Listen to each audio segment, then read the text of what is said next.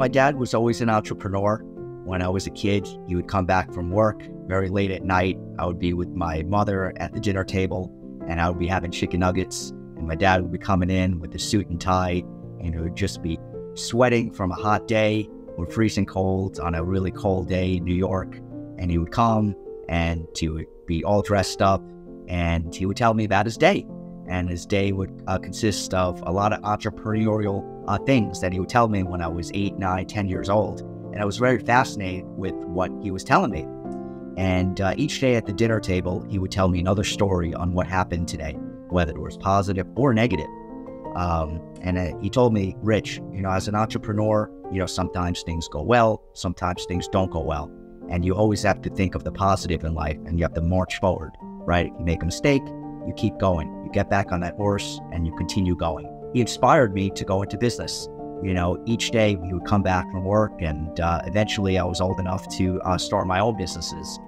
But he guided me throughout life, in my teens and when I entered into high school.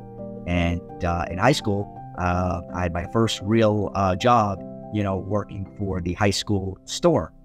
And my dad would tell me about selling, and he would teach me how to buy certain things and go down to certain areas in Manhattan and buy costume jewelry or buy certain things that he think would sell well at the school store.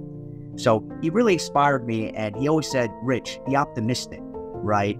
Think about, what is the other side, right? If you're selling to someone, why do you want that person to, buy that particular product? And think about it from their shoes, right? Because they're the ones that are going to be giving you the money and not vice versa, right? So you have to kind of sell down. And he taught me that in life, right? Everyone is really a salesperson. And you have to be there's many tactics on becoming a great salesperson. And my dad was just a great marketer. He had some really great, interesting things that he's marketed over the years, different services. And he taught me about those different techniques, and I use them today in my own businesses that I've started over the years. And he's just a great person.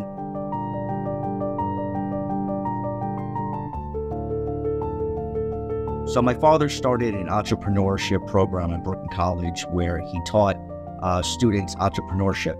And what was so unique about the program was that he brought in guest speakers each week, everyone from Broadway producers to filmmakers to entrepreneurs to film guys to lawyers that all started their own businesses. The speakers would come on in and would teach and tell the students how they became entrepreneurs. And it was just so cool to see their experiences. And I even went in one class and I talked about one of my businesses that I started, many years ago. So my dad's really taught me so much. And even just going to his classes that he would teach each week, I learned so much, even things that he didn't tell me at the dinner table, just things that came out of his mouth, and he's just so passionate. Every time I speak to him, he just reflects, and it sheds light on me to be a passionate person. And I think that's why I'm so passionate today, because I learned so much from him.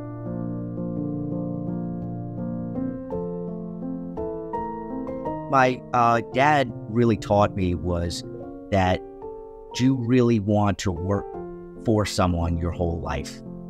And I thought about that and I said, some people may like that.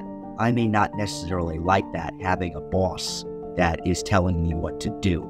So at a young age, he told me, he says, you have to start out young, and do things and learn, right? You may learn from other people, right? But take those necessary skills that you learn from other people, and then you become your own boss. When I was 9th, 10th grade, I knew that I was very interested in business.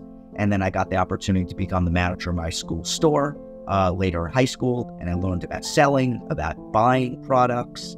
And my father just, kind of took me by his hand, and he taught me all these great skills and communication skills. And he said, Rich, maybe in college you want to learn about communication. And that's what I ended up studying at the University of Pennsylvania, communications. And I learned about public speaking and about media and about, business and entrepreneurship.